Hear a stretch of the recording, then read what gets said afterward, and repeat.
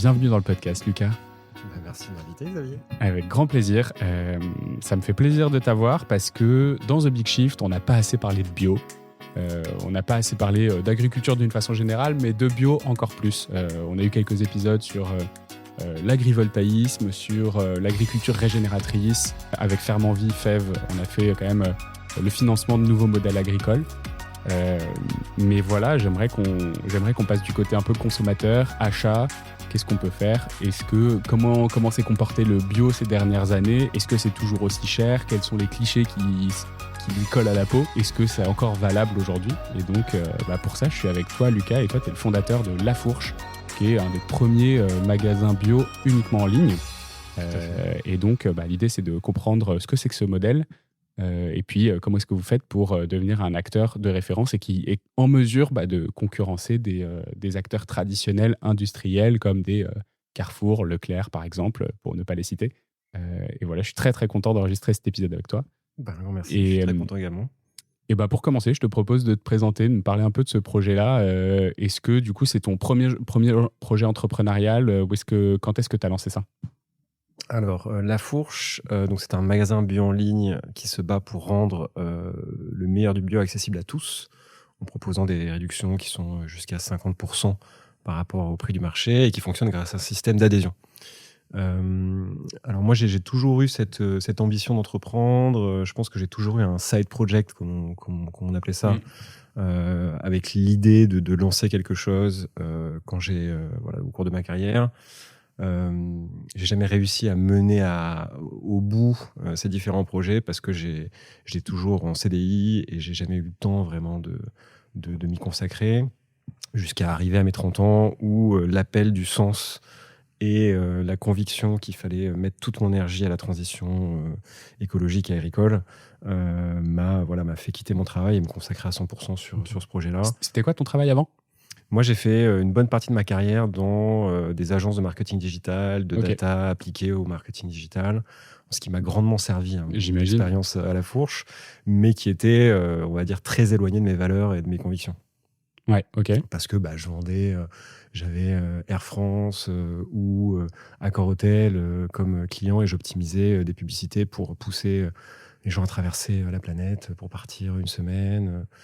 Je poussais à une consommation qui me paraissait complètement anachronique par rapport à ce qu'on était en train de vivre. Et donc, ça, tu l'as vécu au fur et à mesure de ta carrière ou c'est quelque chose que tu savais déjà dès le début que tu étais un peu en dissonance, mais tu l'as enfoui ? Je savais déjà dès le début parce que moi, j'ai fait mes études dans une école de commerce et on était une des premières générations, donc à HEC, on était une des premières générations à bénéficier d'un programme qui s'appelait une track, une spécialisation de fin d'année. Ouais. C'était la deuxième année où ils en avaient ouvert une qui avait été parrainée par Mohamed Younous, qui s'intéressait à tout ce qui était business bottom of the pyramid, social business, ESS. Donc j'avais fait ma spécialisation de fin d'année déjà convaincu en fait de la nécessité de créer des modèles qui soient différents et qui aient un impact social et environnemental positif. Et en fait, on avait eu plein de témoignages d'entrepreneurs et ma conclusion à la fin de ce track, c'était que c'est vraiment nécessaire de faire ça, mais que c'est d'autant plus compliqué que de monter un business normal parce qu'on se crée des contraintes en plus qui ne sont pas les contraintes des autres acteurs sur le marché. Donc, on est soumis à une compétition qui est un peu plus compliquée. Et donc, quand on sort d'école, on n'a pas beaucoup d'expérience. Donc, je m'étais dit, en fait, je vais construire une expérience en gardant dans l'idée qu'un jour ou l'autre, j'allais sortir un petit peu de la carrière classique pour pouvoir monter un projet fort de cette expérience que j'aurais acquis au cours de mes premières années d'expérience. Quoi. C'est marrant, c'est dangereux quand même parce qu'il y a le risque de se perdre en route et de se dire non mais de toute façon maintenant je suis trop à l'aise, c'est de plus en plus difficile au fur et à mesure que tu es dans l'escalade de ces carrières qui marchent bien. Hein. Économiquement, c'est des carrières qui fonctionnent, donc plus tu avances dedans, parfois plus c'est facile de fermer les yeux, de se dire non vas-y je suis quand même confort là, est-ce que j'ai vraiment envie d'aller foutre tout ça en l'air pour recommencer quelque chose de zéro ? Tu l'as vécu comment ça ? Ouais, c'est vrai. Moi, c'était vraiment quelque chose qui me tenait à cœur. C'était dans les tripes, quoi. Donc, au bout d'un moment, j'ai plus pu pas me mentir, mais faire cette pause d'accumulation d'expérience. Au bout d'un moment, je pouvais plus supporter. Et donc, j'ai vraiment quitté tout ça. Mais oui, autour de moi, je vois des gens qui n'ont pas eu ce courage, entre guillemets, et qui continuent dans un chemin un petit peu plus pépère, mais qui m'ont risqué, c'est sûr, qui correspondent moins au fond à leurs attentes profondes. Donc c'est un petit peu dommage. Après, j'ai quand même j'ai quand même fait en sorte de maintenir un style de vie assez sobre pour que la transition soit pas trop compliquée et que je dois pas en fait me retrouver avec des traites d'appartements à payer ou une grande famille à gérer avec un train de vie à maintenir. Ça c'était pas le cas, et donc c'était relativement facile dans mon cas de se lancer un peu dans l'inconnu de l'entrepreneuriat, quoi. Ok. Et donc, c'est quelle date, La Fourche? La Fourche, c'est 2018, lancement de La Fourche, et on a commencé à bosser dessus en 2017 avec mes 2 associés. Quelques mois, et puis on a vraiment commencé début 2018 avec les premiers mois. En fait, c'était des amis, mes associés étaient vraiment des amis, et donc on n'avait jamais bossé ensemble. Donc on s'est laissé quelques mois pour voir un peu si on bossait bien ensemble, Bah, si je on connais avait bien un peu ça. les mêmes ambitions, la même intensité. Et ça s'est super bien passé, et très vite on a coché toutes les étapes du début d'un projet. On valide un peu un BP, on va voir ses potentielles parties prenantes, les fournisseurs, les agriculteurs, quelques consommateurs potentiels, pour voir si ça pourrait marcher, ce modèle qui n'existait pas à l'époque. Donc créer un système d'adhésion, on ne peut pas acheter sans adhésion, donc il y a quand même un frein à l'entrée à essayer ce modèle, mais qui est vraiment un modèle gagnant-gagnant à la fois pour le consommateur et pour les producteurs. Donc on était assez confiants, quand on a vu que les chiffres fonctionnaient et qu'il y avait relativement de l'enthousiasme autour du projet, on s'est dit que ça pouvait marcher, quoi. Ok. Pourquoi le prisme? Tu disais là, juste en introduction, que tu avais absolument besoin que ta transition et le nouveau projet que tu sortes soit sur la partie agricole et sur l'alimentation. Pourquoi ce prisme-là? Alors, c'est pour... ça a été l'objet de nombreuses réflexions, de longues réflexions. Je voulais faire quelque chose, en tout cas, qui servait à la transition écologique, qui aille dans le bon sens. Et je me suis intéressé à plusieurs sujets. Il y avait pas mal, j'ai beaucoup réfléchi au secteur de l'énergie, mais je me suis arrêté sur l'alimentation et l'agriculture. Pourquoi ? Parce que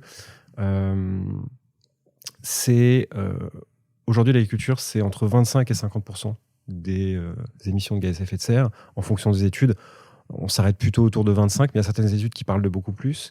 Donc ça, c'est en ce qui concerne le réchauffement de la planète, mais il y a d'autres limites planétaires. Et l'agriculture est au centre de beaucoup de ces autres limites planétaires qui, pour moi, sont au moins aussi importantes que celles du réchauffement climatique, à savoir, par exemple, la perte de la biodiversité. Et donc, quand on regarde les causes originelles de la perte de biodiversité, c'est principalement l'agriculture, l'épandage de pesticides, l'accaparement des terres, la destruction des habitats naturels. Et donc, ça me paraissait être un secteur qui touchait à énormément de limites écologiques sur lesquelles il fallait profondément agir, et aussi sur lequel, moi, personnellement, je pouvais facilement m'associer. C'était concret pour moi, parce que on est tous des consommateurs. En plus, nous, les 3 associés, on est issus de familles de province, on n'est pas du tout des Parisiens, et on a eu accès à une bonne alimentation on a eu la chance d'avoir accès à une bonne alimentation quand on était jeune. Moi, j'ai des agriculteurs, des pêcheurs, des éleveurs dans ma famille, donc j'étais assez proche de tout ça. Et c'est des business qui sont souvent B2C. Et donc, ça correspondait bien aussi à l'orientation que j'avais envie de donner aussi professionnelle à ma carrière. Je trouve ça plus intéressant. Les business B2C que les business B2B, c'est plus compliqué.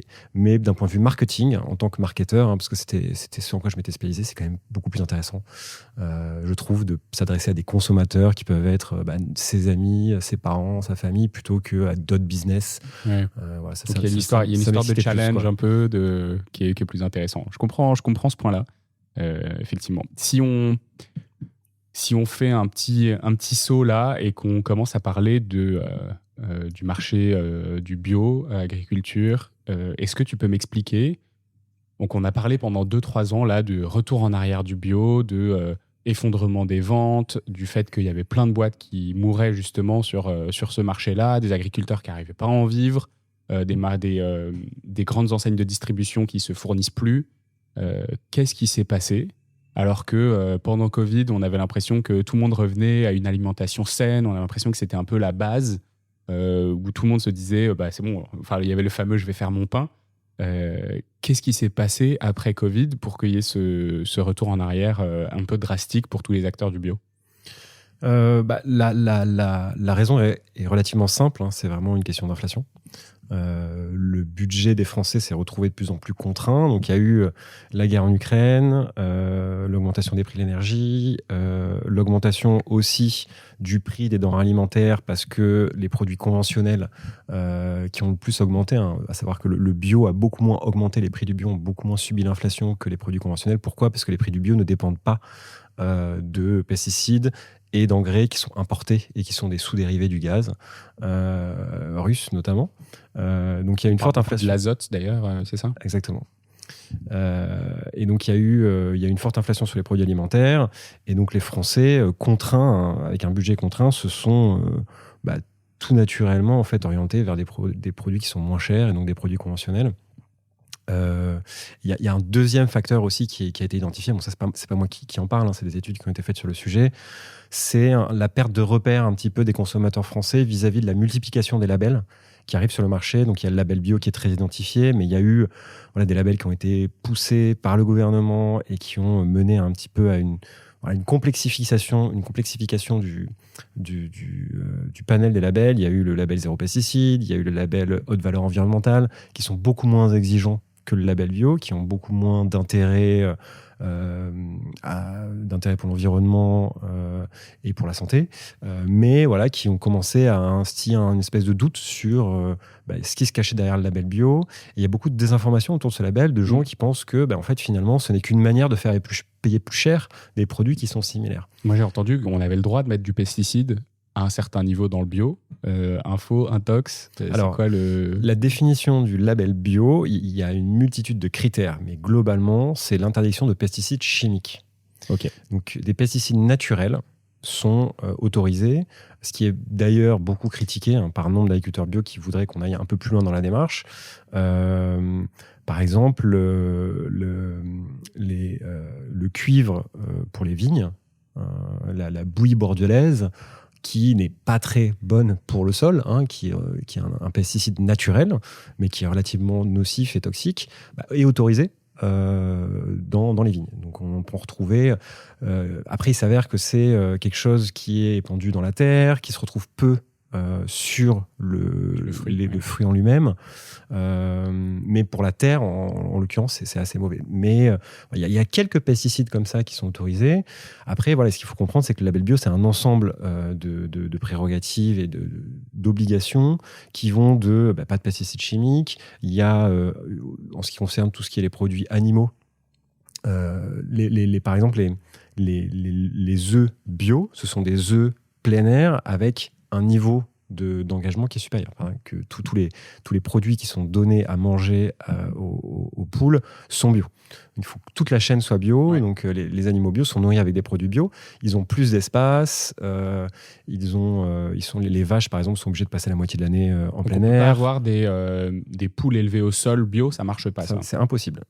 Ça ne vient que en sus. Même si toute leur alimentation est bio. Tout à fait. Okay. Il y a des critères en fait qui vont au-delà des pesticides.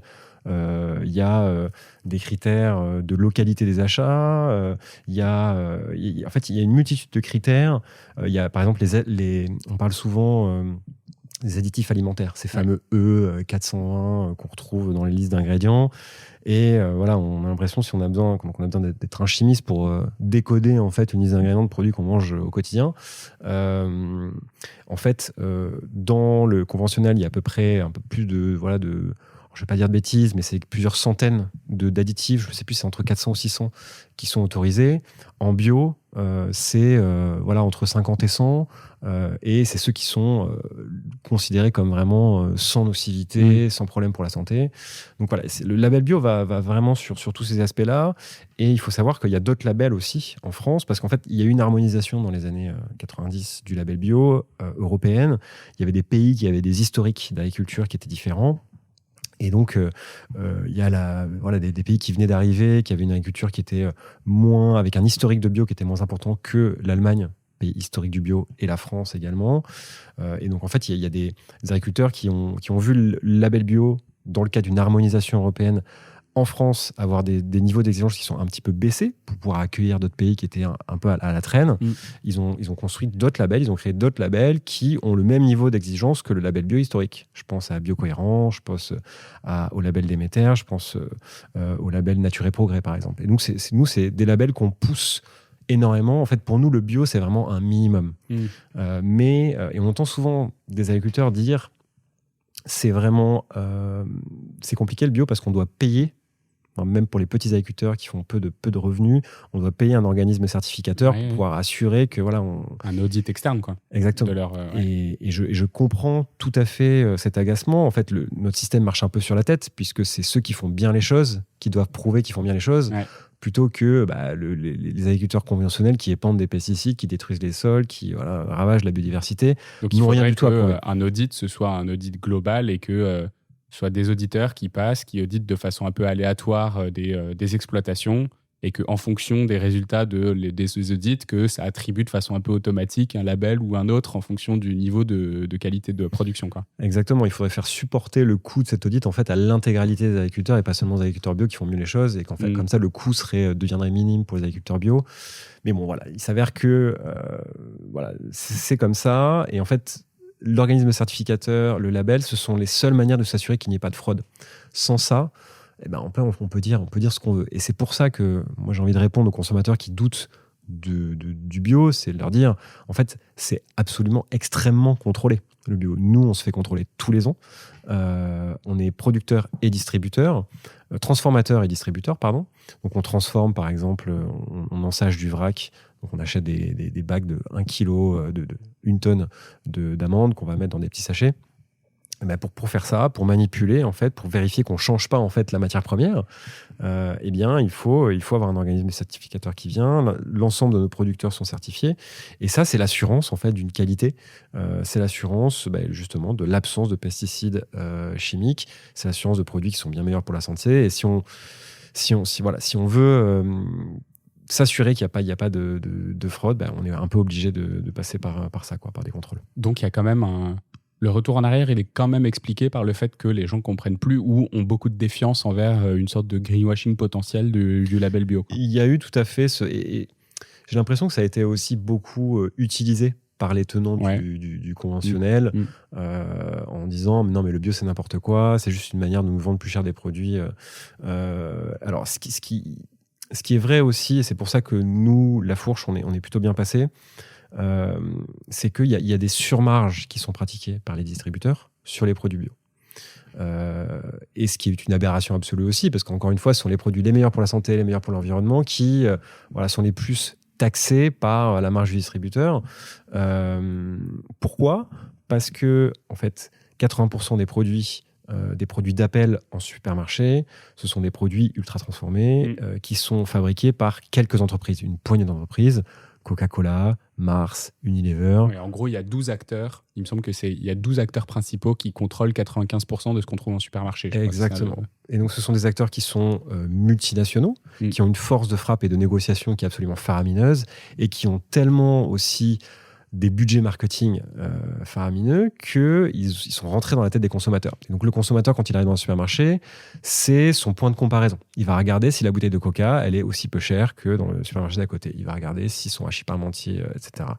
Et donc les distributeurs, ils n'ont pas vraiment le choix que de marger au minimum sur ces produits. Parce qu'ils sont face à des acteurs qui sont plus gros qu'eux, même Carrefour Leclerc, ils sont plus petits que ces grands acteurs de l'agroalimentaire. Et en fait, les marges dans la distribution sont quand même relativement faibles. C'est pas un business de forte marge. Et donc, pour se rattraper, pour s'assurer quand même une viabilité financière, ils se rattrapent en fait sur les produits qu'ils considèrent comme de luxe ou non essentiels. Et donc, les produits bio. Et donc, ils vont surmarger sur cette part de leur assortiment pour pouvoir maintenir des marges très faibles face à des Coca-Cola. Et donc, nous, comme on n'a pas tous ces produits ultra transformés, de ce non bio, on peut se permettre de diminuer nos marges sur un assortiment qui est en fait dédié à des produits entre guillemets bio et donc meilleurs pour la santé et l'environnement, mais qui sont considérés comme un peu des produits un peu plus réservés aux élites par les supermarchés. Et nous, notre ambition, c'est de se dire en fait, comment rendre ces produits-là accessibles à tout un chacun, et pas seulement aux 10% des plus privilégiés. Et donc vous vous positionnez pas vraiment en logique de reconquérir les consommateurs qu'on a perdus sur le bio dans les années 2022-2023, mais plutôt essayer d'aller choper une part de marché encore plus, enfin plutôt de la démocratisation, quoi, plutôt que de Ouais, c'est reconquérir ça. le cœur des déçus. Bah, il y a un peu des deux.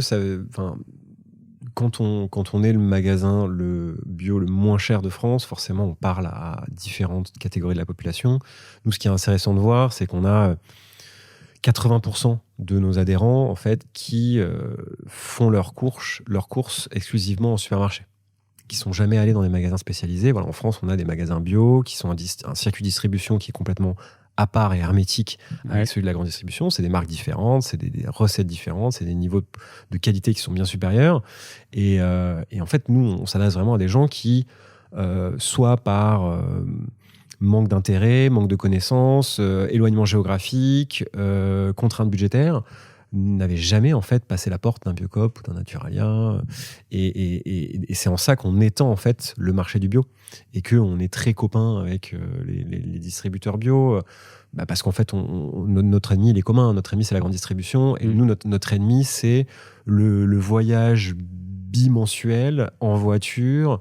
On va remplir à ras-bord son coffre dans un hypermarché de centre-ville qui en plus a artificialisé la moitié des terres arables du coin.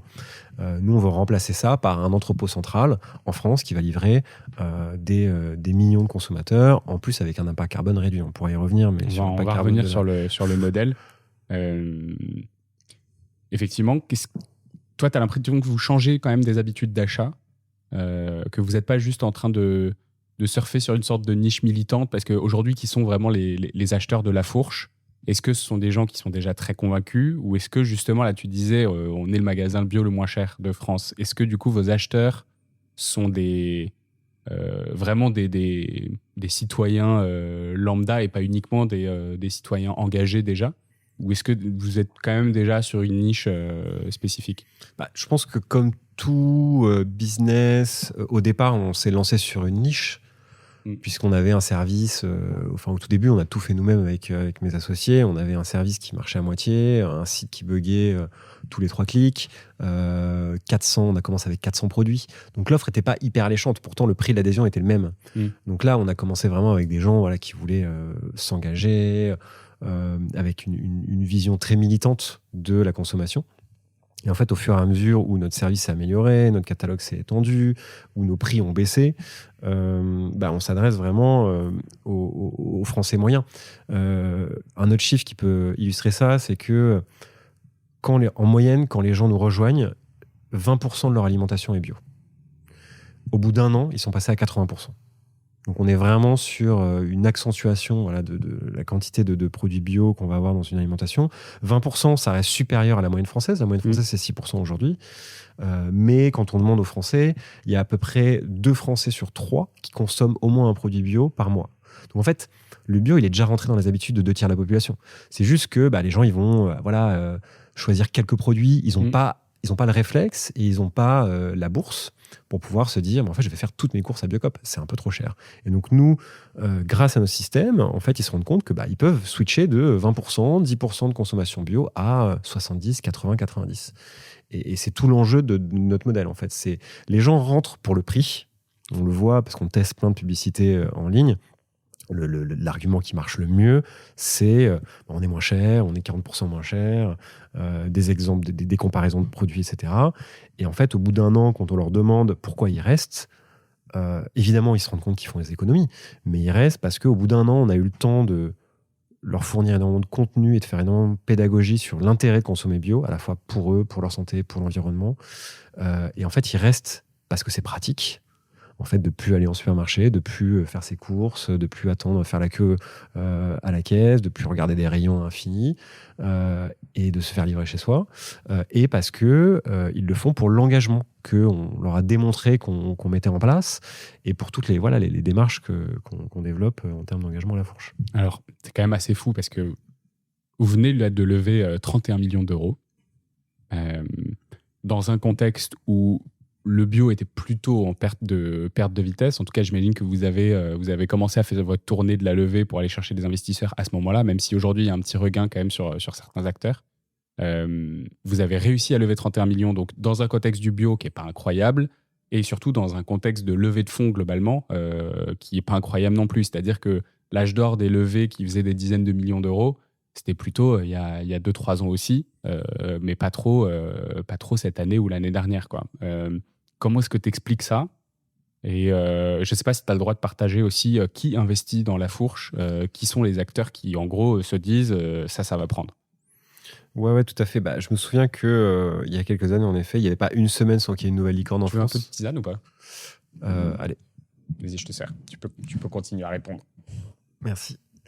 Il y a en effet quelques années, quand on regardait le marché, il n'y avait pas une semaine sans qu'il y ait une annonce d'une nouvelle licorne en France. Ouais. Ça en devenait limite ridicule quand on revoit les résultats quelques années après. Mais bon, il y a plein de belles entreprises qui ont été créées, qui sont aujourd'hui, qui fonctionnent très bien. Alors, ce qu'il faut savoir, c'est qu'il y a eu 2 années noires du bio après des décennies de croissance. Il y a eu 2022 où on était à peu près à moins 8,6% de la consommation bio en volume en France, et 2023 où c'était moins 10. C'est la première fois, et en fait, ça a pris tout le monde de court parce que on était sur un marché qui était historiquement en croissance à 2 chiffres quasiment d'année en année. Ouais. Donc, c'était pas un réflexe parmi les distributeurs bio de penser décroissance, de penser en fait contraction du marché. Donc il y a eu énormément de fermetures de magasins. Bon, ça. Nous, on siège au Synadis, qui est le syndicat des distributeurs bio, donc on a vraiment assisté à ça de près. Mais il s'avère que pendant cette période, nous, on n'a jamais autant cru. On a un modèle qui est un peu contre-cyclique. C'est quand le marché faisait moins 10, en 2023, on a fait 76% de croissance. Quand le marché faisait moins 8, on a fait 43% de croissance. En fait, nous, on a continué notre trajectoire de croissance parce que notre modèle, il marche bien. Quand il n'y a pas de contraction inflationniste en France et que en fait on attire des gens qui allaient au supermarché, et que quand il y a une contraction, en fait on attire des gens aussi qui allent au supermarché, mais aussi des gens qui n'ont plus les moyens d'aller en magasin bio, quoi. Donc il y a cet effet où en fait nous on a continué notre trajectoire de croissance, et en fait ce qui a séduit et ce qui a continué, parce que c'était notre série C. Donc, c'était notre 4e levée de fonds. Il faut savoir que on est sur souvent, les gens nous disent « Mais pourquoi vous levez des fonds ?» Moi, j'ai envie de répondre « Ce n'est pas par volonté ou par plaisir. Ça apporte énormément de contraintes, mais on est dans un business où on n'a pas le choix. Parce qu'en fait, on n'est pas rentable jusqu'à atteindre un certain seuil de volume de chiffre d'affaires. Et donc, si jamais on voulait bootstrapper, comme on dit, créer sans fonds, sans investissement extérieur, sur nos propres deniers, exactement, on n'aurait pas pu créer ce business-là, parce qu'on n'aurait jamais pu concurrencer en termes de prix des enseignes qui font des milliards d'achats et du coup qui ont des conditions de négociation avec toutes leurs parties prenantes qui sont beaucoup plus intéressantes. Donc on était obligé en fait de lever des fonds pour financer nos pertes pendant les années de croissance, jusqu'à arriver à un certain seuil où en fait on est à l'équilibre et ça marche. Donc là on y est presque.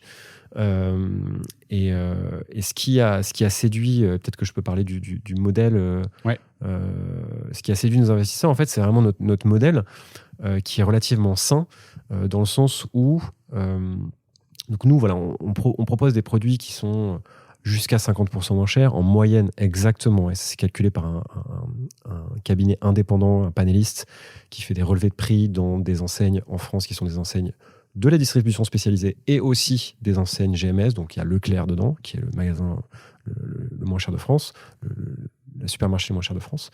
Et donc on fait des relevés sur tous les produits équivalents, donc des produits bio équivalents. On est exactement 22% moins cher en moyenne que ce que vous allez retrouver en France, sur des produits équivalents. Comment on fait ? Donc il y a plusieurs éléments. Le premier, et c'est vraiment le plus important, c'est notre modèle d'adhésion. En fait, on échange de la fidélité contre du pouvoir d'achat. Et ça, c'est vraiment important de le comprendre parce que c'est vraiment gagnant-gagnant. C'est à la fois gagnant pour le consommateur, à la fois gagnant pour le producteur, parce qu'on le fait sans jamais mettre la pression sur les producteurs.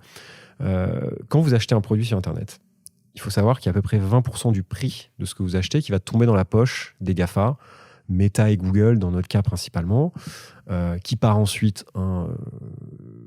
en Irlande, qui n'est pas taxé. Donc quand on parle de souveraineté européenne, je pense que c'est important de préciser qu'il y a des modèles qui permettent un petit peu d'éviter la soumission à ces plateformes. Donc nous, cette part de 20%, on va la réduire à 4-5%. Pourquoi ? Un site de e-commerce, il va devoir faire la publicité en permanence pour faire venir et revenir ses consommateurs sur son site, parce qu'il y a peu de fidélisation en fait sur Internet. C'est très facile de comparer, on peut ouvrir plusieurs onglets, on va aller au moins cher, on sait qu'on va se faire livrer, et c'est d'autant plus important sur la distribution alimentaire, ou même quand on regarde est-ce que les gens sont fidèles à leur enseigne. Pas du tout en fait, les gens vont dans le magasin qui est à côté de chez eux ou le magasin devant lequel ils passent, ils vont pas se dire non, je vais toujours chez Leclerc parce que c'est mon préféré. Non, il y a vraiment cette logique géographique, et sur Internet en fait c'est vraiment d'opportunisme, de c'est quoi le moins cher à ce moment, est-ce qu'il y a des réductions, tiens il y a des réductions en ce moment sur telle enseigne, je vais y aller. Donc il y a peu de fidélité, donc les sites de e-commerce sont obligés de faire énormément de publicité. L'avantage chez nous, c'est qu'on fait une fois de la publicité, l'adhérent vient, prend son adhésion pour 1 an et ensuite c'est fini. Nous, on ne parle que via des emails ou des push notifications. Il n'y a plus jamais 1 centime qui tombe dans la poche de Google et de Facebook pour s'adresser à des adhérents à la fourche. Et donc en fait, ça diminue énormément nos coûts. Et donc ces économies-là, ces 15%-là, on les reverse à nos adhérents sous forme d'économie. Ça, c'est un petit peu comment éviter la taxe finalement des monopolistiques des GAFAM, pour la redistribuer aux consommateurs. Le deuxième élément, c'est que nous, on est plus un sélectionneur qu'un distributeur.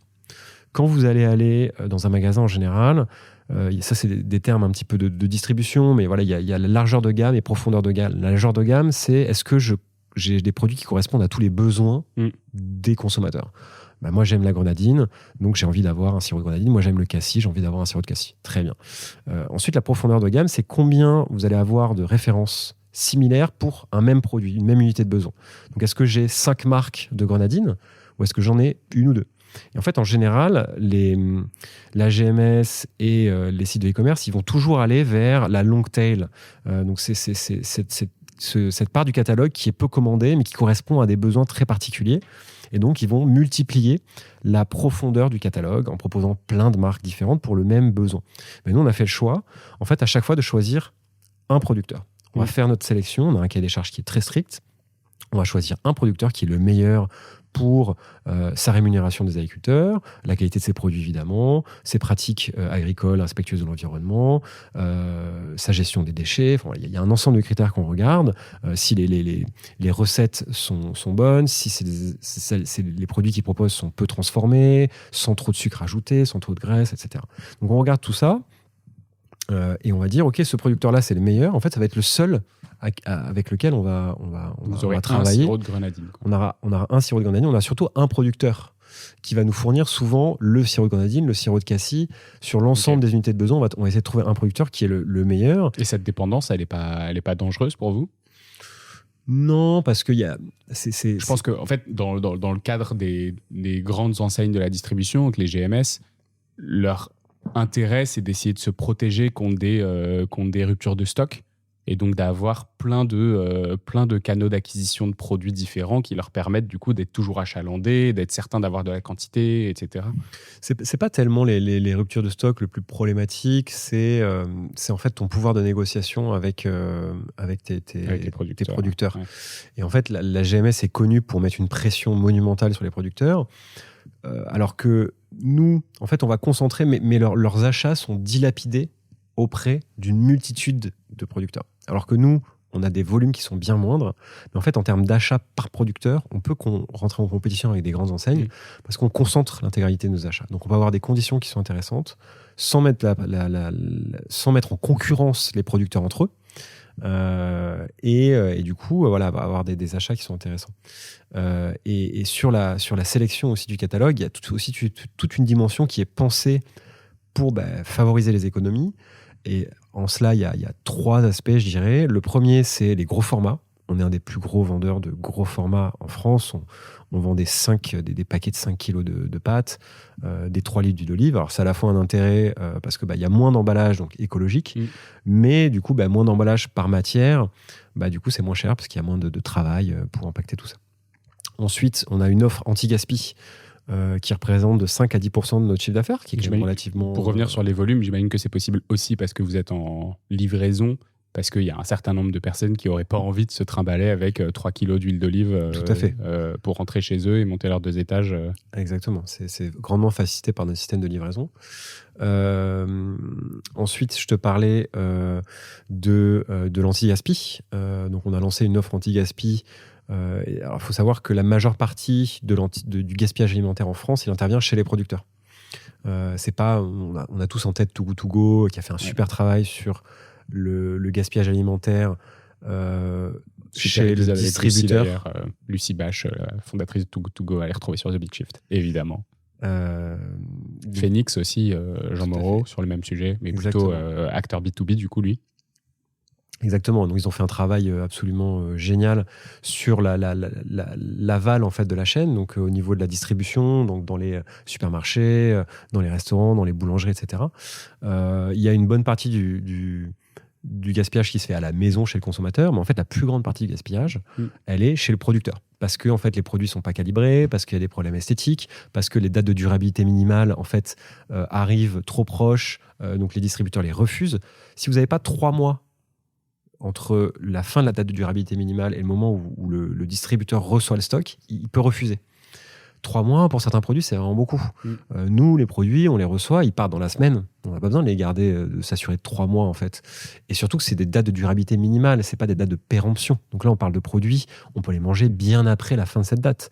Nous, on a eu des trucs aberrants, comme en fait, des lentilles corail qui n'étaient pas assez couleur corail. Et donc, il y avait des tonnes de lentilles qui partent à la poubelle parce que les distributeurs disaient « Ah non, c'est pas assez couleur corail, nous on veut des lentilles vraiment couleur corail ». Ou c'est des problèmes de packaging. Il y a un producteur qui fait une opération spéciale pour les 100 ans de sa gamme de biscuits ou son huile d'olive. Il n'arrive pas à l'écouler l'année. Ouais. Et donc après, c'est les 101 ans, donc il ne peut plus vendre. C'est que des trucs aberrants comme ça. Donc on a des produits qui sont tout à fait bons pour, qui sont tout à fait bons pour être consommés et qui sont jusqu'à 70% moins chers. Donc ça permet aux gens d'économiser un peu plus. Et le dernier élément, c'est le vrac. Nous, on est un distributeur de vrac, on est le plus grand distributeur de vrac en ligne. Et en fait, là-dessus, on ne pourra jamais se faire concurrencer par la GMS, les supermarchés et même la distribution en magasin. Pourquoi ? Parce que c'est extrêmement cher, ces produits en magasin, parce qu'il y a une perte très importante qui est liée aux consommateurs. Il suffit que c'est des produits qui sont quand même relativement chers et souvent, en fait, vous n'avez pas le poids qui est indiqué quand vous remplissez votre sachet. Et puis vous mettez, voilà, elles ont l'air super, c'est noix de cajou enrobée de chocolat, je vais m'en prendre un sachet, et puis ensuite on va peser le sachet, et en fait ça fait 500 grammes, et j'en ai pour 25 € de noix de cajou, et oula, ça fait un peu cher, je vais reposer. Et bien en fait ce sachet il part à la poubelle, parce qu'il a été manipulé par un consommateur, donc légalement il ne peut pas être remis en vente. Et donc comme c'est quand même des produits à forte valeur, ça fait des pertes qui sont monstrueuses, et nous on n'a pas ces pertes à l'entrepôt puisqu'on sait en sachet, le consommateur achète après l'ensachage directement, ça reste quelques heures, mais on produit en fait par batch, et donc on a des tarifs de vrac qui sont les moins chers de France, et là-dessus on pourra pas se faire concurrencer. Donc tous ces éléments là, le modèle, l'économie sur le marketing, les achats groupés en volume sur peu de producteurs, et en fait un catalogue qui est pensé économie, nous permettent d'arriver à des niveaux de 22% d'économie jusqu'à 50% et 70% pour l'anti-gaspi. Est-ce que vous pouvez avoir des concurrents sur ce marché ? Aujourd'hui, vous êtes tout seul sur ce créneau spécifique. Vous êtes en train, notamment avec les 31 millions, de vous développer dans d'autres pays. Est-ce que les autres pays réagissent un peu comme la France ? Donc tu disais que l'Allemagne et la France étaient un peu leaders en bio au niveau européen. Est-ce que vous pouvez avoir des concurrents sur ce secteur-là ? Pour moi, nos vrais concurrents, c'est le Drive. En France, on est un des pays... Le Drive n'existe pas dans les autres pays européens. C'est une spécificité française qui est liée à l'utilisation importante de la voiture et en fait à l'éclatement géographique des villes françaises. C'est quelque chose que vous feriez, ça, dans votre entrepôt ou pas ? Non, parce que c'est vraiment pas notre modèle. Nous, notre entrepôt, il est à Mitry-Mory, dans une zone qui est relativement peu dense. Donc, il y a peu de gens qui passeraient.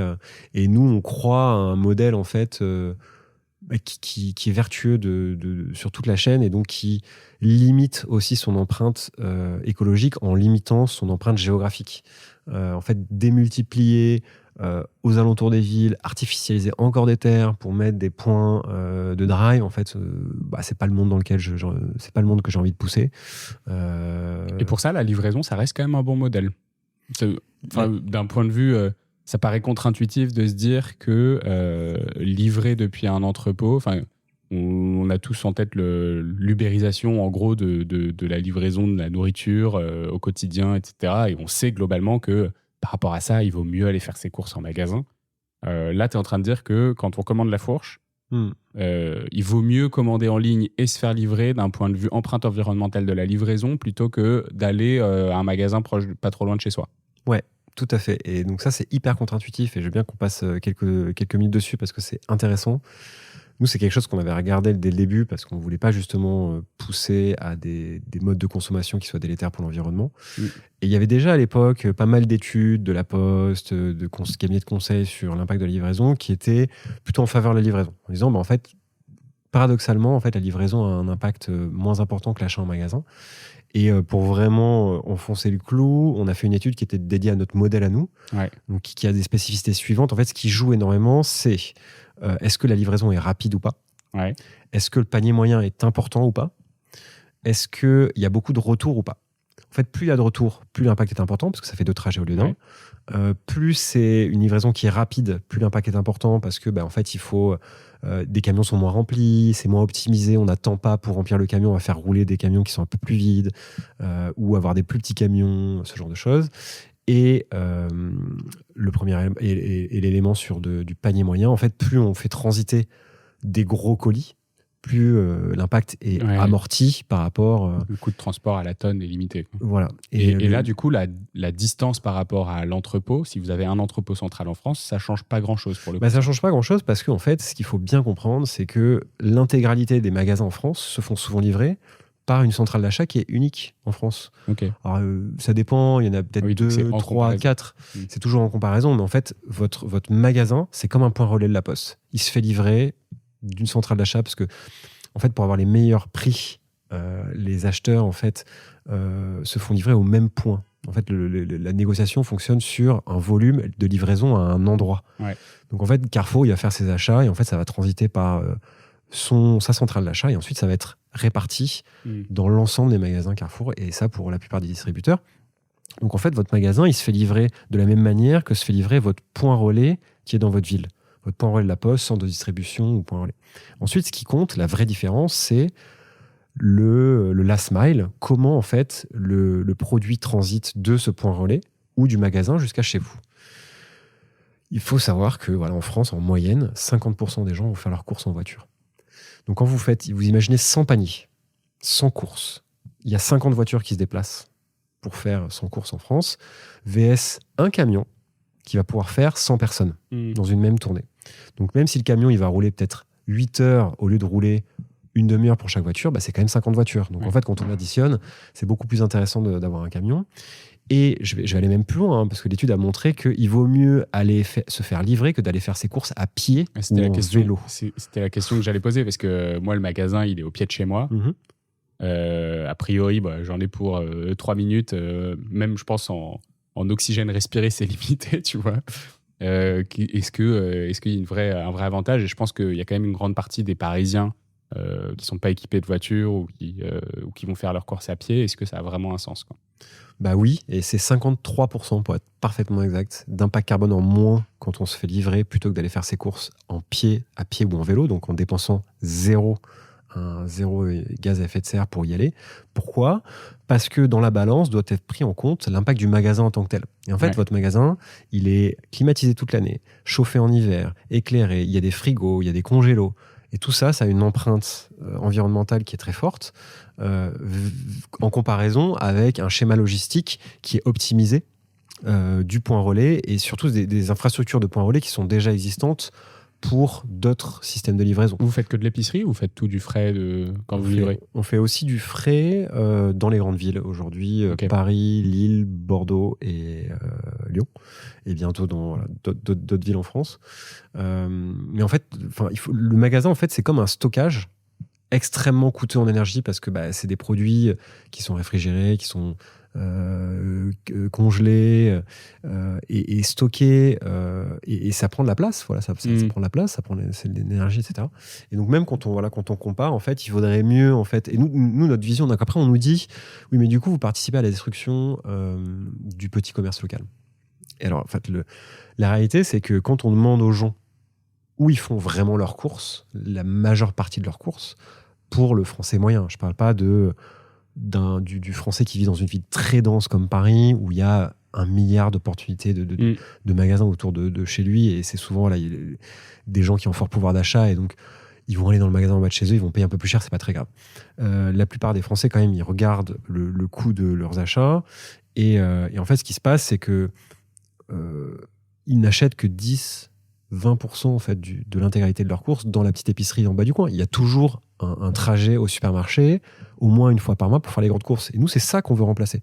Nous, c'est qu'on veut on veut que les gens arrêtent de faire ce trajet au supermarché, et on veut leur libérer du pouvoir d'achat pour qu'ils puissent dépenser davantage dans leur petite épicerie de quartier, où il y a des produits locaux que nous, on n'arrivera jamais à faire. On n'arrivera jamais à avoir des produits hyper locaux dans chaque région de France. Et ça, on le laisse aux petites épiceries. Donc, allez acheter votre fromage local, votre pain local, chez votre maraîcher local. Mais la boîte de pois chiches, en fait, qui est la même partout en France, ça n'a pas d'intérêt, en fait, de la stocker dans un magasin en bas de chez vous. Elle peut venir d'un entrepôt unique. Ça permettra d'économiser de la place et de l'énergie pour d'autres choses.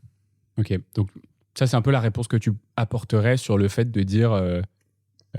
vous tuez les petits commerces parce que vous faites c'est pas de la dark kitchen, mais en gros du dark magasin, quoi. Vous avez un entrepôt invisible, mais qui du coup centralise tous les achats. Les épiceries de quartier pourraient se dire tiens, on va mourir à cause d'un Lafourche qui va nous prendre 50% de notre CA. Ouais, et ce qu'on remarque aussi, c'est qu'au contraire, quand les gens sont adhérents depuis un moment à Lafourche, ils augmentent leurs dépenses dans les petites épiceries de quartier. De proximité, parce qu'ils ont plus de pouvoir d'achat. En fait, elles se transfèrent sur des produits qui sont davantage locaux. Ok. Donc à Paris, des petits pois, quoi. Des clamars ou des champignons. Ouais, et puis après, il y a aussi des commerces qui sont spécialisés. Hein. Je pense à votre boucher, à votre traiteur, à votre fromager. Voilà, c'est des produits qui sont en contact direct producteur. Et même si ce n'est pas des produits locaux, ça nécessite en fait un vrai savoir-faire de sélection que nous, on n'aura pas vocation en fait, à à rentrer en concurrence avec, quoi. C'est quoi votre... je pense qu'après, j'aimerais bien qu'on passe un peu sur votre modèle du coup de ce que tu disais sur l'adhérent. Mais avant ça, c'est quoi votre limite, tu vois, tu disais il faut qu'on atteigne un volume de vente. Est-ce que vous voyez une limite écologique, un plafond sur Lafourche, ou est-ce que tant qu'on est en concurrence avec Carrefour et Leclerc, en fait on peut continuer à progresser? Est-ce que vous vous êtes mis des seuils, des paliers, des trucs à respecter? Nous, on a l'avantage d'être dans un business qui est vraiment vertueux, quoi. Et on est devenu entreprise à mission, concomitamment à notre levée. Donc, on a inscrit dans notre statut différents éléments de notre mission, hein, donc la démocratisation de la consommation responsable. Et donc, en fait, nous, plus on grossit, comme les externalités sont relativement positives de notre modèle, ça veut dire plus de livraison, donc moins d'impact carbone. Ça veut dire des économies de pouvoir d'achat pour nos adhérents. Ça veut dire des producteurs qui sont mieux rémunérés. Ça veut dire une augmentation de la consommation de bio en France, donc l'aide à l'installation d'agriculteurs et d'agricultrices. Donc il n'y a pas vraiment de... C'est pour ça quand je te parlais, tout à l'heure, je te parlais on voulait vraiment vérifier que notre modèle soit positif en fait du début à la fin, qui crée quelque chose de vraiment vertueux. Je pense qu'on a réussi à faire ça, et après pour moi ce sera vraiment avec la croissance et avec le volume, on va pouvoir aller plus loin sur par exemple décarboner une partie de la livraison, ne plus utiliser des camions à essence, mais voilà, du 100% électrique. Aller sur davantage de création de filières, donc être en contact direct avec les producteurs et faire des accords sur la durée. Donc quand on crée une filière, en fait, on achète des produits sur plusieurs années, ce qui apporte une sécurité financière à l'agriculteur, plutôt que tous les ans de le remettre en concurrence, etc. Ouais. Donc, il y a plein de choses qu'on peut faire pour aller encore plus loin, créer une gamme de produits qui soit encore plus engagée que simplement bio. Aujourd'hui, on fait déjà ça sur, par exemple, tous nos produits exotiques sont commerce équitable, mais on pourrait aller encore plus loin, par exemple, sur les produits français et faire du commerce équitable, ce qui existe. Nord-Nord, on travaille avec Agriéthique, qui est le premier label de commerce équitable Nord-Nord. En fait, on s'engage, par exemple, à payer les producteurs de lait français, parce qu'on sait que c'est ceux qui souffrent le plus, les producteurs de lait bio. Et même en conventionnel d'ailleurs, on s'engage à les payer plus que ce que le marché, les prix fixés par le marché. Donc on pourrait aller dans cette logique de mieux rémunérer les agriculteurs. Donc on pense vraiment que plus on va se développer, en fait, plus notre modèle aura des externalités positives, étant donné qu'il n'y a pas tellement d'externalités négatives. Et en fait, c'est pour ça que quand on s'est posé la question de qu'est-ce qu'on voulait faire, moi je veux pouvoir créer un business qui marche encore dans un monde décroissant. En fait, dans un monde, on va dire, post-prise de conscience, quand on va devoir être dans une économie plus sobre, aujourd'hui, il faut quand même se rendre compte que 80% de ce qu'on produit n'a aucun intérêt pour la survie de notre espèce. 80% de l'énergie aujourd'hui de la création de PIB n'a absolument aucun intérêt. C'est des produits qui sont inutiles, qui sont créés par des besoins qui sont factices, poussés par de la publicité. On pourrait très bien vivre heureux avec 20% de ce qu'on possède. On ne pourra jamais se passer de bien manger, en fait. On ne pourra jamais se passer d'utiliser du savon. Enfin, voilà, on vend vraiment des produits essentiels. Donc nous, on est un peu un modèle qui fonctionne en période classique, on va dire, comme aujourd'hui, et en période, on va dire, post-croissance, quoi. Oui, très clair. Qu'est-ce que tu penses de l'avenir du bio après avoir dit ça? Est-ce que déjà les agriculteurs ont envie de cette transition pour la plupart? Et qu'est-ce que tu imagines pour la suite? Qu'est-ce qui est possible? C'est difficile à dire parce que ça dépend énormément aussi des décisions politiques. La PAC, là on l'a vu avec la loi du plomb. Clairement, en ce moment, on est dans un retrait du soutien politique à la filière bio. Mais en même temps, c'est une filière qui continue de croître. Je pense qu'en France, on a pris du retard du fait de... historiquement, la France, c'est un peu un pays paradoxal parce que c'est le pays qui à la fois émet le plus grand nombre de doutes et de critiques envers le système en général, sur les dérives du système. On a été par exemple le pays qui a le plus critiqué l'implantation de la malbouffe via McDonald's en France, et aujourd'hui on est le deuxième marché au monde de McDonald's. Donc on a un pays de contradictions. Le champion de la dissonance. Exactement. Mais bon, quand on regarde globalement dans des pays qui sont, on va dire, plus avancés dans leur réflexion que nous, en Autriche, en Allemagne, dans les Nordiques, la consommation de bio, en fait, augmente avec le niveau de vie des gens et la prise de conscience, globalement. Donc en Autriche, ils sont dépassés les 10%. En Allemagne, je crois que c'est aux alentours de 10%. En Autriche, c'est quasiment 15% du marché. Donc c'est 3 fois plus qu'en France. Donc moi, je suis assez confiant dans le fait que, en tant que consommateur, il n'y a pas énormément de choses qu'on puisse faire. Il y a plein de choses qu'on puisse faire pour essayer de réduire son empreinte et de vivre avec un mode de vie un peu plus sobre, respectueux de l'environnement. Et un des premiers éléments, c'est sa consommation quotidienne de produits. Pourquoi ? Parce que l'empreinte des produits alimentaires, elle est énorme parce qu'on en consomme tous les jours. Évidemment que l'empreinte du transport est faramineuse. Bon, ça, c'est un petit peu à part. Mais d'autres produits, en fait, si c'est des produits où il n'y a pas une récurrence d'achat qui est énorme, en fait, les produits alimentaires, c'est tous les jours, quoi. Donc, ça, à la fin de l'année, ça a quand même un impact très fort. Et donc, c'est un des premiers leviers, en fait, pour travailler justement sur ses limites planétaires, sur sa sobriété, sur l'impact de notre consommation. Et donc, moi, je suis assez confiant que les consommateurs, au fur et à mesure de la prise conscience des défis écologiques qui sont d'autant plus prégnants d'année en année, vont se tourner vers davantage de bio. Après... là où je ne peux pas répondre, ce sera le soutien qu'apportera le politique ou pas. Est-ce que le politique va essayer de saper en fait, le label bio en créant une multitude d'autres labels qui sont moins exigeants, en faisant croire aux consommateurs qu'il pourra s'en sortir avec ça ? Peut-être. Ou est-ce qu'à un moment, les politiques vont pouvoir vraiment pousser le bio, s'en emparer en disant c'est une des solutions à la transition ? J'espère. En tout cas, ce qui est certain, c'est qu'il y aura toujours, même si c'est une minorité, une partie des consommateurs qui ne feront pas défaut au bio, continueront à y croire, continueront à le pousser. Et aujourd'hui, encore une fois, on est à 6%, et nous, on voit que les gens en venant chez nous, ils augmentent. Donc, on est assez confiant qu'on a encore de beaux jours devant nous, quoi. Tu parlais du coup de l'action citoyenne.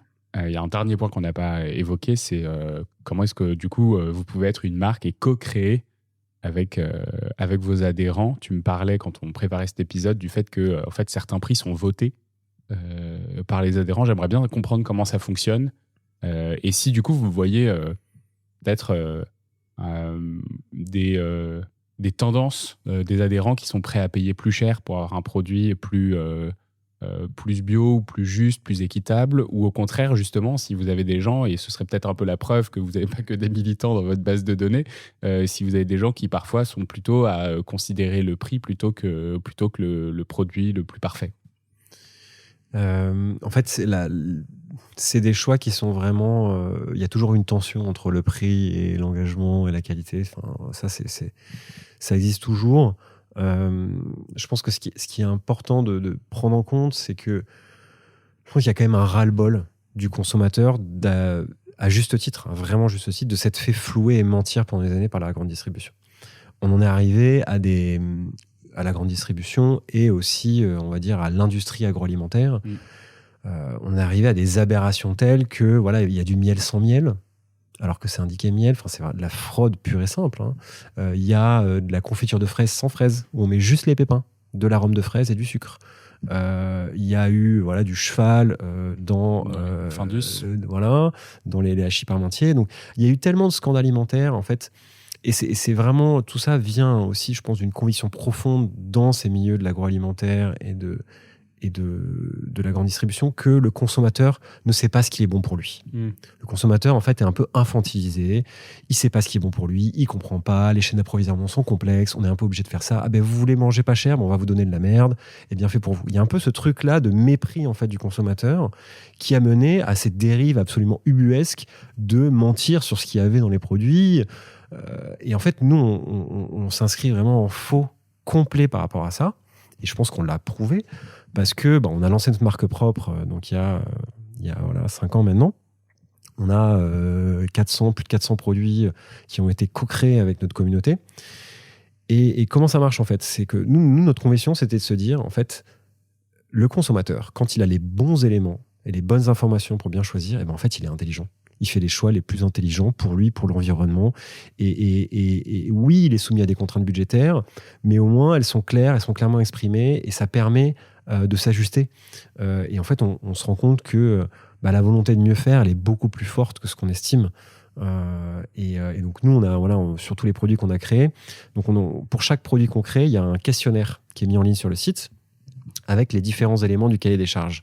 En fonction des produits, si je peux prendre l'exemple que je prends toujours, c'est l'huile d'olive. On avait par exemple l'origine. Est-ce que c'est une origine française? Est-ce que c'est une origine espagnole? Est-ce que c'est une origine italienne ou tunisienne? Est-ce que c'est un emballage qui est en verre ou en alu? Est-ce que c'est une méthode de production qui est automatisée, semi-automatisée ou manuelle? Il faut savoir que ce n'est pas les mêmes champs. Les champs d'oliviers qui sont automatisés, ils sont plantés de manière un peu plus espacée pour qu'il y ait des machines qui puissent passer entre les arbres et les secouer, plutôt que ce soit à l'ancienne avec des bâtons sur lesquels on vient taper les branches et récupérer les olives dans des filets. Et donc ça a un coût, c'est un peu plus d'impact carbone aussi de faire venir des machines, etc. Et donc on crée un cahier des charges, les adhérents peuvent voter et en fonction de leur choix, voient le prix qui varie en temps réel.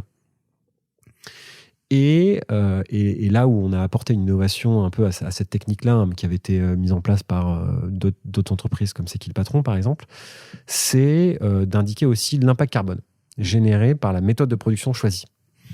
Et donc là, on prend les analyses de cycle de vie, donc c'est vraiment l'intégralité de la chaîne, c'est très scientifique. C'est des données qui sont issues de l'ADEME, des bases données de l'ADEME. Et donc, on se rend compte qu'en fait, oui, il y a une contrainte budgétaire, mais en fait, quand on explique aux gens pourquoi c'est plus cher, En fait, pourquoi ce produit-là est plus cher? Parce que en fait, il y a plus de main-d'œuvre, parce que comme il n'y a pas de pesticides, il faut désherber à la main, on peut pas utiliser de machine, ou il y a un peu plus de machines parce que justement, c'est plus compliqué, etc. Les gens comprennent, ils disent, ah oui, en fait, ça vaut le coup. Je peux payer 10 centimes de plus parce que, oui, je pense que ça crée de l'emploi en France. Pareil sur l'origine française. À un moment, les gens vont se dire, ah oui, si c'est en France, je peux payer 10-20% en plus. Mais pas au-delà. Parce qu'au-delà, en fait, le gap est trop important. Et ce qui était rigolo, c'est pour l'huile d'olive, où en fait, on avait fait la première version du questionnaire, où en fait, le prix n'était pas indiqué en haut de la page, il restait pas affiché, il fallait scroller en bas de la page pour avoir le prix. Et donc, on lance le questionnaire et on voit qu'il y a 90% des gens qui choisissent une origine française. Une huile d'olive d'origine française qui était 3 fois plus chère que l'origine espagnole. Et alors, il faut savoir que la raison pour laquelle, en plus, pour moi, elle est moins politique. La raison pour laquelle l'huile d'olive française est plus chère, c'est pas une question de coût de la main-d'œuvre, c'est une question de productivité des espèces d'oliviers qu'il y a en France en comparaison avec les espèces d'oliviers qu'il y a en Espagne. C'est pas les mêmes espèces, c'est pas exactement le même climat. Il fait moins chaud en France et donc les espèces espagnoles sont 3 fois plus productives, tout simplement. Donc là, c'est vraiment une question de terroir, de climat. Donc, faut pas vraiment jouer là-dessus, quoi. Ouais. Et donc on s'est dit, mais c'est bizarre quand même qu'ils choisissent une huile d'olive à l'époque, elle était à 7 euros, elle a un peu augmenté maintenant. Une huile d'olive à plus de 20 euros pour la française, VS 7 euros pour l'espagnole. Et en fait, on a remis le prix en haut. Et donc tout de suite, il y a eu un inversement de la tendance. Ouais. Et on a eu 80% des avec gens la tension prix qui a pris le relais. Exactement. Et là, c'était 3 fois plus cher. Donc 20 euros le litre pour une huile d'olive, c'est vraiment beaucoup. Mais on a eu énormément de gens qui nous ont dit, en effet, c'est trop cher parce que nous, on veut une huile d'olive du quotidien, mais on serait aussi content d'acheter une huile d'olive française. Et donc, très peu de temps après, on a lancé une huile d'olive française qui est plus chère, mais qui est utilisée, on va dire, moins pour faire la cuisine, mais plus des occasions un peu spéciales, dans les salades, etc. C'est pas l'huile d'olive qu'on va utiliser tous les jours, mais qui aujourd'hui est aussi une belle vente. Donc voilà, il faut essayer de... Moi, je pense que vraiment, avec de la transparence et de la pédagogie, en fait, les gens comprennent les choses et les gens sont intelligents, quoi. Il faut les pousser comprennent. à prendre le temps de pas juste traîner en rayon et se dire la différence de prix, c'est la différence de marque. Et essayer de comprendre en fait ce qu'on nous remet dans l'assiette.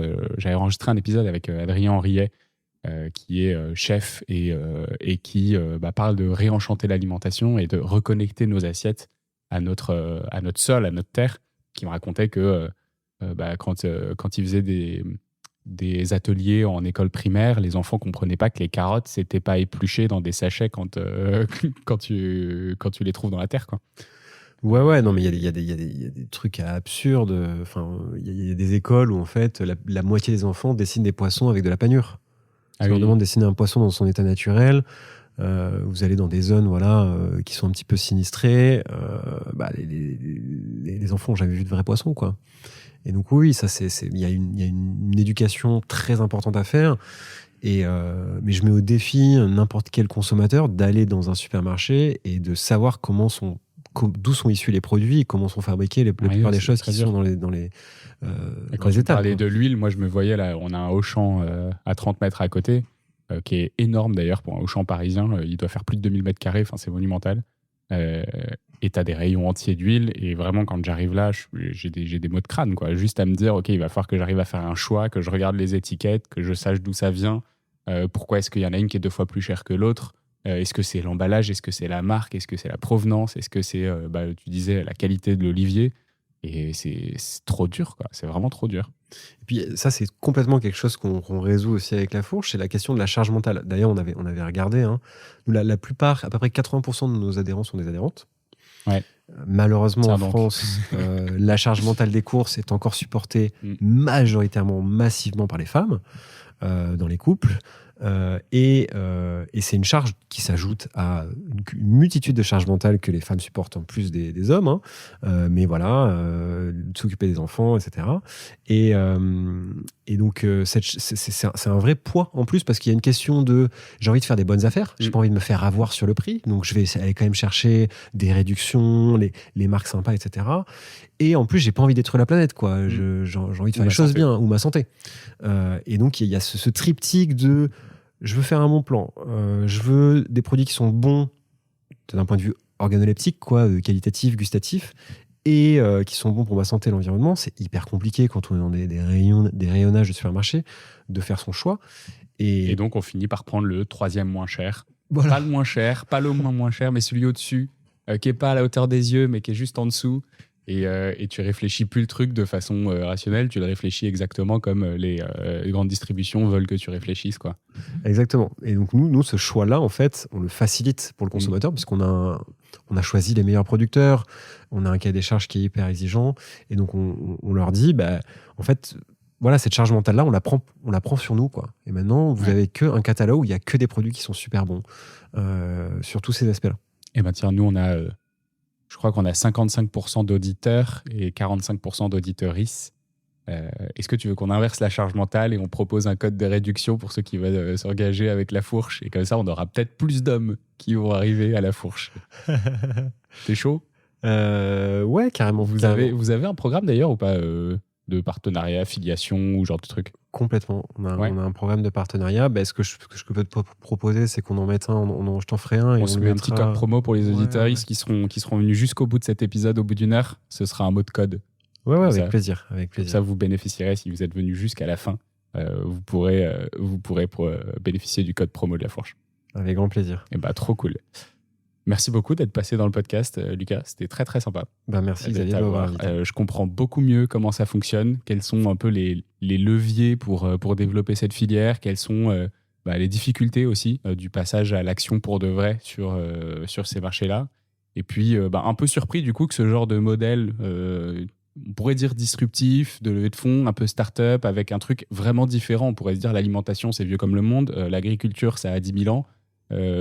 C'est inspirant qu'on arrive encore à innover sur ce secteur-là en proposant des choses qui sont à la fois fidélisants, à la fois qui redonnent un peu de pouvoir et en même temps qui enlèvent un peu de charge mentale, qui permet de réduire ton empreinte carbone et en même temps d'améliorer ta santé.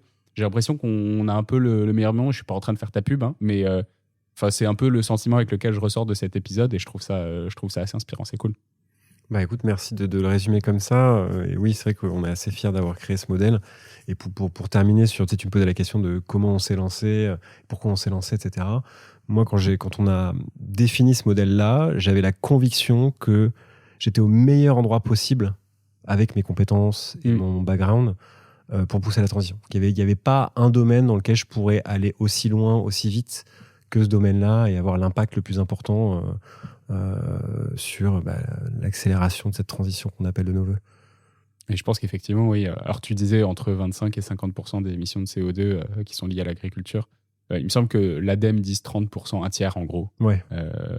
Et du coup, effectivement, il y a forcément des trucs à faire sur ce secteur. Et j'ai l'impression qu'en plus, c'est un truc qui permet à la fois de réfléchir, à la fois de mettre les mains dans le cambouis. Des gens qui ont un peu ton parcours. Alors toi, c'était assez soudain. C'est quand même une grosse bifurcation, mais tu vois, j'ai dans mon réseau de personnes engagées beaucoup de gens qui se disent « Ok, moi, mon prochain projet, c'est d'aller récupérer une terre, d'aller travailler, d'aller transformer une exploitation conventionnelle en exploitation maraîchère ou d'autres types d'agriculture beaucoup plus responsables. » Et du coup, je trouve ça assez cool d'avoir des gens qui essayent de prendre ça en main et de se dire qu'on va réussir à en faire quelque chose, même si on sait que c'est quand même un métier difficile. Je pense que c'est cool qu'à toutes les étapes du cycle de l'alimentation, on arrive à reprendre un peu la main là-dessus. Ouais, et puis c'est quand même la base de notre...